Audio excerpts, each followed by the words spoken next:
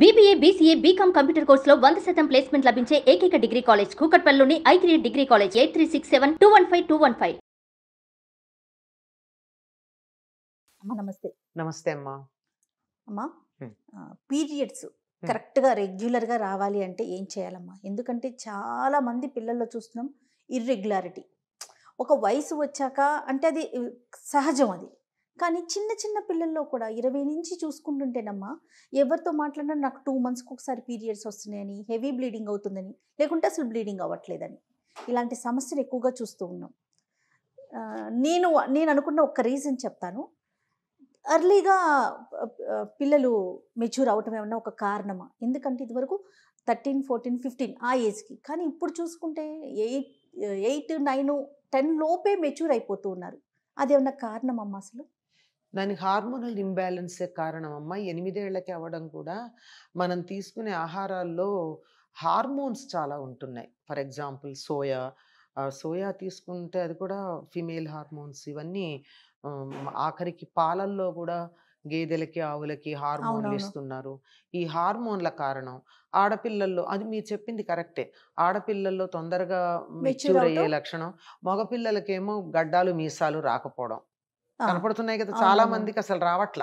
ఆ, అసలు ఫుల్గా ఉండేవాళ్ళు చాలా తక్కువ. అందుకేనేమో ఇలా ఉండండి అని చెప్పి ఇప్పుడు పెద్ద పెద్ద వాళ్ళందరూ గడ్డాలు పెంచుకుంటున్నారు, మాలాగా ఉండండి రా అని. లేని వాళ్ళకి ఆదర్శం అనిపిస్తూ ఉంటుంది నాకు. ఇదంతా కూడా ఈస్ట్రోజన్ అనేటటువంటిది బాగా వీళ్ళు తీసుకునే ఫుడ్లో ఉండడం వన్ ఆఫ్ ద రీజన్స్ అమ్మా. దానివల్ల లావుగా కూడా ఉంటారు. ఉమ్, పిల్లలు లావు ఎక్కుతున్నారని చెప్పి వాళ్ళు బాగా లావుగా ఉండే ఆహారాలు పెట్టడం, వాటన్నిటిలో ఈస్ట్రోజనే వన్ ఆఫ్ ద రీజన్స్. ఇది మీరన్నది ఒకటి కారణం అయితే, అంటే త్వరగా మెచ్యూర్ అవడానికి మాత్రమే ఆ, అదే ఆ, కారణం. ఆ. అయితే ఇర్రెగ్యులర్గా ఉండడానికి చాలా కారణాలు ఉన్నాయమ్మా. ప్రధానంగా ఫస్ట్ టైం మెచ్యూర్ అయినప్పుడు వాళ్ళు కొన్ని నియమాలు పాటించాలి. అవి పాటించట్లా చాలామంది. ఉమ్, 10 మందికి మేము చెప్పకూడదు, ఇది కూడా ఒకటి చెప్పుకోవాల్సిందా, ఉమ్, దాచుకోవాల్సింది చెప్పుకోవాల్సింది కాదు అన్న వరకు మనం అంగీకరించవచ్చు. కానీ అప్పుడు పాటించాల్సిన నియమాలు పాటించడానికి ఏమైంది? చెప్పకుండా పాటించవచ్చుగా. ఉమ్. అవునమ్మా. చెప్పకుండా నియమాలు పాటించవచ్చు కదా. ఆరోగ్య దృష్టితో చేయాల్సింది ఏమిటి అంటే, వాళ్ళకి ఉప్పు కారాలు పెట్టరు ఆ 3 రోజులు. ఫస్ట్ టైం మెచ్యూర్ అయినప్పుడు 3 రోజుల పాటు వాళ్ళకి ఉప్పు కారాలు పెట్టరు. ఎందుకంటే ఉప్పు కారాలు బాగా ఉన్నటువంటి ఆహారం గనక తీసుకున్నట్టయితే దాని తాలూకు మొట్టమొదటిసారి హార్మోన్స్ విడుదలవుతున్నాయి కదా, అవును. వాటిల్లో డిస్టర్బెన్స్ ఉంటుంది అని. ఆ, హార్మోన్స్ ఎప్పుడు తినే ఉప్పు కారాలు బట్టే కదా, స్పైస్ అవునవును. బట్టే కదా హార్మోన్ల అవును. డిఫరెన్స్ వస్తూ ఉంటుంది, కోపతాపాలు అవన్నీ కూడా. ఉమ్, అట్లాంటిది ఆ టైంలో పెట్టకపోవడం, వాళ్ళని వీలైనంత రెస్ట్ ఉండేట్టుగా చూడడం. అందుకే కదలకుండా కూర్చోమని చెప్తారు. కదలకుండా ఉండాల్సిందే కదా. అవును. ఆఖరికి టాయిలెట్ కూడా దూరంగా వెళ్లకుండా దగ్గరలోనే ఇవన్నీ చేసేవాళ్ళు. చేయడం, ఏ రకమైనటువంటి శ్రమ పడకుండా, అంటే సూదిలో దారం గుచ్చడం, కుట్టడం, అది కూడా కంటికి అలసట కదా. అవునవును. అది కూడా టోటల్ రిలాక్సేషన్ అన్నమాట. ఒకే చోట కూర్చోవడం, దానివల్ల చెవులకి ఏమి ఎక్కువ పెద్ద శబ్దాలు వినప్పుడు చెవి సెన్సిటివ్గా ఉన్న చెవి కూడా రిలాక్స్ అవుతుంది. ఎందుకంటే మీరు చూడండి, తలనొప్పులు అవి వచ్చి చాలా చికాగ్గా ఉంటే ఇంత సౌండ్ కూడా భరించలేరు. ఇరిటేషన్ అనిపించేస్తుంది. అది అంటే సెన్సిటివ్ అయిందనమాట. అది ఆ సెన్సిటివిటీ ఉంటుంది అని ఊహించి వాళ్ళకి రిలాక్సేషన్ ఇస్తారు. పంచేంద్రియాలకి, కర్మేంద్రియాలకి, అన్నిటికీ కూడా, జ్ఞానేంద్రియాలు కర్మేంద్రియాలకి కూడా రిలాక్సేషన్ ఇచ్చి, డైజెస్టివ్ సిస్టమ్కి కూడా రిలాక్సేషన్ ఇస్తారు. అది మంచి పులగం పెట్టేవాళ్ళు. అవును. ఆ పులగం ఎట్లాంటిది? గట్టిగా కాదమ్మా. ఆ, లూజ్. ఒక యూనిట్ పెసరపప్పుకి 2 యూనిట్ల బియ్యం తీసుకుని ఉమ్, 8 యూనిట్ల ఉమ్, నీళ్లు పోసి పోసి మళ్ళీ 1 యూనిట్ నెయ్యి వేసి ఇది మెత్తగా ఉడికేటట్టుగా చేసి బెల్లం వేసి పెట్టేవారు. ఉప్పు ఉండదు, ఉమ్, బెల్లంలో ఉన్న ఉప్పు చాలు. అంటే ఇంత ఉడికితే అది అరుగుతుంది తేలిగ్గా. మీరు గమనించినట్టయితే చాలామందికి ఏమాత్రం డిస్టర్బెన్స్ ఉన్నా పీరియడ్స్ టైంలో డైజెషన్ బాగుండదు. అవును. అందుకని ఆ టైంలో ఇంత తేలికగా అరిగే బలవర్ధకమైన ఆహారం పెట్టేవారు. ఉమ్, అలా 3 రోజులు కనుక ఉన్నట్టయితే, మొదటిసారి 3 రోజులు, వీలైతే రెండోసారి కూడా అలా గనక ఉండగలిగినట్టయితే చాలా రకాలైనటువంటి సమస్యలు భవిష్యత్తులో రావు. పైగా అప్పుడు చిమ్మిలి పెట్టేవాళ్ళు. చిమ్మిలి అంటే నువ్వులు, నువ్వులు బెల్లం. బెల్లం. ఎప్పుడైతే నువ్వులు తిన్నారో లోపల ఎక్కడన్నా బయటికి వెళ్ళిపోకుండా మిగిలిపోయినటువంటి గడ్డలు లాంటి క్లాట్స్ లాంటివి ఉంటే వెళ్ళిపోతాయి, వెళ్ళిపోయి క్లీన్ అవుతుంది. ఒకసారంటూ లోపలిది ఫుల్ క్లీన్ అయితే మళ్ళీ నెక్స్ట్ టైం చాలా హ్యాపీగా ఉంటుంది. తప్పనిసరిగా నువ్వులు బెల్లమే. అవును. ఇంకా కొన్ని ప్రాంతాల్లో నువ్వుల నూనె కూడా తాగిస్తారు. అవును. ఉమ్. అవునమ్మా. సరే, అది కాకపోయినా ఇంతవరకు ఇలా 2 సార్లు వీలైతే 3 సార్లు గనక జాగ్రత్తగా మొదటిసారి గనక చేసినట్టయితే 90% ప్రాబ్లమ్స్ ఉండవు అని చెప్పి మన పెద్దలు అన్నారు. అలా ఉన్న వాళ్ళని మనం గమనించాం కూడా. ఇవి చెయ్యకపోవడం ఒక కారణం. ఆ తర్వాత ఆ సమయాల్లో ఇష్టం వచ్చినట్టు తినడం, ఏముంది ఇది మామూలే కదా, దీని గురించి మనం పట్టించుకోవాల్సింది ఏముంది అని చెప్పి ఇష్టం వచ్చినట్టు ప్రవర్తించటం. అంటే ఆ సమయంలో రెస్ట్ కావాలమ్మా, శరీరానికి విశ్రాంతినివ్వాలి, శారీరకంగా మానసికంగా విశ్రాంతి ఇవ్వాలి. అందుకని విశ్రాంతినివ్వడం కోసం ఇంట్లో ఉంటే పనులు చెప్తారని కొంచెం దూరంగా కూర్చోమని చెప్పేవాళ్ళు. అవును. పైగా ఆ సమయంలో శరీరం నుంచి కొన్ని Toxins. వేల టాక్సిన్స్ రిలీజ్ అవుతాయట, which effect the thymus gland, heart దగ్గర ఉండేది. అందువల్ల కొంచెం దూరంగా ఉంటే హార్ట్ ప్రాబ్లమ్స్ రాకుండా ఉంటాయి మిగిలిన వాళ్ళకి కాదు. అందువల్ల అలా గనక ఉన్నట్టయితే కొంతవరకు అదుపులో ఉంటాయి. ఆ తరువాత ప్రతి నెల కూడా విశ్రాంతి తీసుకోవాలమ్మా. విశ్రాంతి తీసుకోవడం, ఆహారం కూడా తేలికగా మరీ కారము పచ్చళ్ళు అలాంటివి కాకుండా వీలైనంత వరకు తేలిగ్గా అరిగే ఆహారం తీసుకుంటూ గనక ఉన్నట్టయితే 90% రాదు. అయినా వస్తున్నాయి అంటే ఇవేం తీసుకోవట్లేదు, 100% ఈ జాగ్రత్తలు తీసుకునేవాళ్ళు లేరు. అయినా ఎక్కడో ఒకళ్ళిద్దరు తీసుకున్నా వస్తున్నాయి. తీసుకోకపోయినా కొంతమందికి రావు, ఎందుకంటే అందరూ అంత సెన్సిటివ్గా ఉండరు కదా, రాకపోవచ్చు. వాళ్ళకి రాలేదు నాకెందుకు వచ్చింది అంటే వాళ్ళు ఇప్పుడు ఇంతమందికి కరోనా వచ్చింది కొన్ని లక్షల మందికి, కొంతమందికి రాలేదు. ఎందుకు రాలేదు అంటే వాళ్ళకి రెసిస్టెన్స్ ఎక్కువ ఉంది, ఇమ్యూనిటీ ఉంది.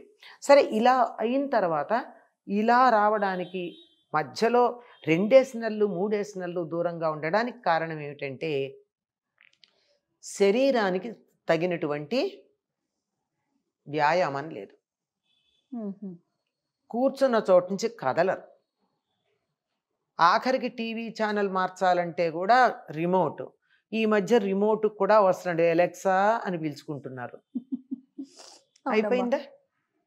ఇంకా రేపు పొద్దున ఎలెక్సా అని పిలవడానికి కూడా నోరు నొప్పని ఇంకేం చూస్తారో నాకు తెలియదు. మరి శరీరానికి శ్రమ ఏది?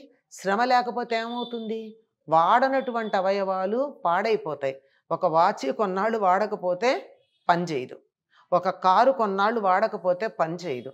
మన శరీరంలో అవయవాలు కూడా కొన్నాళ్ళు వాడకపోతే పని చేయవు, పని చేయకుండా తయారవుతాయి. ఈ పని చేస్తే తప్ప హార్మోన్లు రావు. మనం బాగా ఎక్సర్సైజ్ చేశారనుకోండి, చెమటలు పడతాయి, కానీ ఎంత హ్యాపీగా ఉంటుంది. కారణం ఏమిటంటే అప్పుడు రిలీజ్ అయ్యే హార్మోన్లే కారణం. ఇటువంటి హార్మోన్స్ మనకి పని చేయకపోవడం వల్ల శరీరంలో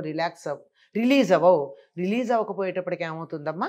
హార్మోన్ల రిలీజ్ లేకపోతే, హార్మోన్ల వల్లే కదా ఇవన్నీ జరిగేది. అవును, ఫెమినైన్ మాస్కులైన్ అనే డిఫరెన్స్ హార్మోన్ల వల్ల వచ్చింది. హార్మోన్లు సరిగ్గా రిలీజ్ కాకపోవడం వల్ల ఇవి డిస్టర్బ్ అవుతాయి. అంచేత శారీరకమైనటువంటి శ్రమ కల్పించాలి, సరైనటువంటి ఆహారం తీసుకోవాలి, సమయాన్ని పాలించాలి. కానీ ఇక్కడ చాలా పెద్ద సమస్య ఉంది. చాలామంది ఆడపిల్లలు వర్క్ ఫ్రమ్ హోమ్ ఒకటి, తర్వాత ఆన్లైన్ వర్కింగ్ ఒకటి చేయడం వల్ల వీళ్ళకి చాలా ప్రాబ్లం ఉంది. ఒకటి కూర్చున్న చోటు నుంచి కదలకపోవడం అయితే, రెండోది bioclock disturbance. Major problem bioclock disturbance. శరీరంలో కూడా ఒక గడియారం ఉంది. ఈ గడియారం బయట ప్రకృతిలో అనుసంధానం అయ్యి ఉంటుంది. రాత్రి ఎందుకు నిద్ర వస్తుందమ్మా? ఎందుకు వస్తుంది? ఎట్లాంటి వాళ్ళకి? వాతావరణాన్ని బట్టి. కనుక ప్రకృతి రాత్రి మేలుకోవడం సహించదు, పగలు మేలుకోవాలి, రాత్రి పడుకోవాలి. మన శరీరంలో కూడా అవయవాలు రాత్రి బాగా కొన్ని పనిచేస్తాయి. ఈ తెల్లవారుజామున కిడ్నీలు పనిచేస్తాయట, రాత్రి లంగ్స్, టైమింగ్స్ ఉన్నాయి. ఆధునిక శాస్త్రజ్ఞులు కూడా చెప్పారు టైమింగ్స్. ఈ టైంలో ఇది పనిచేస్తుంది, ఈ టైంలో ఇది పనిచేస్తుందని. వాటిని అవి పనిచేసేవన్నీ ఓవర్హాల్ అయ్యి పొద్దుటికి ఫ్రెష్గా పనిచేస్తే కదా శరీర అవయవాలు బాగుండేది. అందువల్ల మొట్టమొదట బయోక్లాక్ డిస్టర్బ్ అయితే కన్ఫ్యూజ్ అయ్యేది ఏమిటయ్యా అంటే హార్మోన్స్. హార్మోన్స్ కన్ఫ్యూజ్ Confuse అయితే? అవ్వంగానే హార్మోన్స్ ప్రభావం వల్ల వచ్చే first activity periods. Periods. So periods get disturbed. రావాలా వద్దా? లెక్క రాత్రా పగలా? అది కన్ఫ్యూజ్ అవుతుంది. 28 డేస్కి రావాలి. 28 డేస్కి రావాలంటే 24 గంటల్లో రాత్రి పగలు లెక్కేసుకుంటే నువ్వు రాత్రి మేలుకున్నావు, ఇది పగలవుతుందా రాత్రి అవుతుందా, ఇట్ గెట్స్ కన్ఫ్యూజ్డ్. డే ఎప్పటికి పూర్తయిందో శరీరానికి తెలియటల్లా, మంత్ 28 రోజులు ఎప్పటికయిందో తెలియటల్లా. దాంతో అది కన్ఫ్యూజన్లో it stops for some time, then malfunctioning మొదలవుతుంది. దాంతో త్వరగా రావు కదా అనుకుంటే ఎట్లాగొట్లా వస్తాయి, ఎప్పటికో అక్కడ పేరుకుపోయి వస్తాయి. వచ్చిన తర్వాత మొత్తం ఫ్లష్ అవుట్ అవ్వాలి కనుక ఎక్కువ రోజులు బ్లీడింగ్ ఉంటుంది. దాంతో రకరకాలైనటువంటి ప్రాబ్లమ్స్. ముందు మొట్టమొదట కనపడేది disturbed periods, next disturbed mind, depression, distress, ఇలాంటివన్నీ తర్వాత వస్తాయి. చాలా ఇది. నేను ఒక ఇన్సిడెంట్ చెప్తా, యాక్చువల్ ఇన్సిడెంట్ చెప్తా. 4 నెలలు అమ్మాయికి పీరియడ్స్ రాకపోతే తల్లికి డౌట్ వచ్చింది, ఈ పిల్లకి పీరియడ్స్ రాలేదేంటి అని. చాలా అనుమానపడింది. పాపం ఎక్కడా అమ్మాయి ప్రవర్తనలో తేడా కనపట్టల్లా. ఎలాగ డాక్టర్ దగ్గరికి ఎట్లా తీసుకెళ్ళాలి ఆలోచిస్తుంది. అనుకోకుండా జ్వరం వచ్చింది, తల్లి అదృష్టానికి జ్వరం వచ్చింది. జ్వరం వస్తే జ్వరం ప్రకారం హాస్పిటల్కి తీసుకెళ్ళి, దక్కర్లేదమ్మా పారాసిటమాల్ వేసుకుంటానన్నా, ఇది ఒక ప్రిటెక్స్ట్ తీసుకెళ్ళడానికి తీసుకెళ్ళింది. తీసుకెళ్ళాక డాక్టర్తో ఏదో మాట్లాడుతూ, అమ్మ ఈ నైట్స్ బాగా మేలుకుంటే కూడా ఇలా వస్తుందా అని కావాలని అది అలా లంకికి మాటల సంబంధం పెట్టింది. పెట్టాక ఆ డాక్టర్ 1-2 అడిగి, అమ్మాయి నీకు ఎన్నాళ్ళు అయింది పీరియడ్స్ వచ్చి? యాక్చువల్ జరిగిన ఇన్సిడెంట్ చెప్తున్నాను నేను. 4 months అయింది అంటే వెంటనే డాక్టర్ ప్రిస్క్రిప్షన్ రాసింది, స్టాప్ ద జాబ్. జ్వరానికి జాబ్కి సంబంధం ఏమిటి? నేను చెప్పాను, నా మాట మీద నమ్మకం ఉంటే మానేయి, నీ పీరియడ్స్ అడ్జస్ట్ అవుతాయి, తర్వాత నీ ఆరోగ్యం బాగుంటుంది అని. పాపం అమ్మాయి కొంచెం మంచిది కనుక తల్లి అనుకుంది, నా కూతుర్ని నేను అనవసరంగా అనుమానపడ్డాను, 4 నెలలు పీరియడ్స్ రాలేదేంటి పిల్లకని అనుమానపడ్డాను, అయ్యో అని తన పాపం మనసులోనే క్షమాపణ చెప్పుకుంది. ఆ అమ్మాయి పీరియడ్స్ జాబ్ మానేసింది. 1 weekలో పీరియడ్స్ వచ్చాయి. నెక్స్ట్ మంత్ ఎగ్జాక్ట్లీ 28 daysకి వచ్చాయి. This is incident I have seen with my own eyes. ఆ తల్లి కూతురు నాకు తెలుసు. మరి ఇది పీరియడ్స్ డిస్టర్బెన్స్ అన్నదానికి ఇంతకన్నా గొప్ప ఉదాహరణ చెప్పాలని అనుకోవటల్లా. కరెక్ట్ అమ్మా. సో బయో సిస్టమ్ మనం ఫాలో అవ్వాలి అమ్మా. బయోక్లాక్ ఉంది కదా, అది దాన్ని ఫాలో అయితే 120 ఏళ్ళు బతుకుతాం. అంటే ఈ ఉద్యోగాలు చేసేవాళ్లే కాదమ్మా, మరి మా అమ్మాయి ఉద్యోగం చేయట్లేదైనా డిస్టర్బెన్స్ ఏంటి అని అడిగే వాళ్ళు ఉంటారు కదా. అమ్మాయి ఎప్పుడు పడుకుంటుందో చూడండి. ఎప్పుడు పడుకుంటుంది? అర్ధరాత్రి దాకా మేలుకుంటుందా? ఉద్యోగం చేయట్లేదు కానీ అమ్మా టీవీ చూస్తుంది. మేము టీవీ కట్టేస్తే సెల్ ఫోన్లో చూసుకుంటుంది సీరియల్స్, లేదా ఇంకేవో ఉంటాయి కదా చూస్తే, లేకపోతే చాటింగ్, ఏదైనా. మేలుకోవడం అన్నదే ప్రధానం. అది నువ్వు ఉద్యోగానికి కోసం మేలుకున్నావా, చాటింగ్కి మేలుకున్నావా, టీవీ చూస్తున్నావా, ఇంకేదైనా వర్క్ చేస్తున్నావా, నీ సొంత పనైనా చేసుకోవచ్చు. ఇలా గనక చేసుకుంటే ఎప్పుడో ఒకసారి it doesn't make much of a difference. కానీ రెగ్యులర్ బేసిస్ మీద కనుక అయినట్టయితే అవుతుంది. ఈ రాత్రి తెల్లవార్లు మేలుకోవడాలు అన్నది చాలా చాలా ప్రమాదకరమైనటువంటి ప్రాబ్లం అమ్మ. అది అన్ని రకాలు, డైజెస్టివ్ సిస్టమ్ మీద పనిచేస్తుంది, లివర్ మీద పనిచేస్తుంది, కిడ్నీస్ మీద పనిచేస్తుంది. రాత్రిపూట యాక్టివ్గా ఉండి ఓవర్హాల్ అయ్యే శరీర అవయవాలన్నింటి మీద పనిచేస్తుందమ్మా అది. అందువల్ల మేలుకోవడం ప్రధానం. దేనివల్ల అన్నది వేరే మాట. ఈ జాగ్రత్త కూడా తీసుకోవాలమ్మా. జాగ్రత్త. అమ్మాయికి రెగ్యులర్గా పీరియడ్స్ రావట్లేదంటే రోజు 10ంటికి పడుకోబెట్టండి. ఓవర్ బ్లీడింగ్ అవుతోంది అంటే బ్లీడింగ్ అయినంత కాలం పులగం మాత్రమే పెట్టండి, ఉప్పు కారాలు లేకుండా. లేదంటే పాలన్నం పెట్టండి, పులుపు లేని మజ్జిగ అన్నం పెట్టండి, ఉప్పు కారం తగలకుండా. ఆ 3 రోజులు 4 రోజులు అట్లా పెట్టి 2-3 నెలలు చూడండి, రెగ్యులైజ్ అయిపోతాయి. సూపర్. నమస్తే అమ్మా. నమస్తే అమ్మా.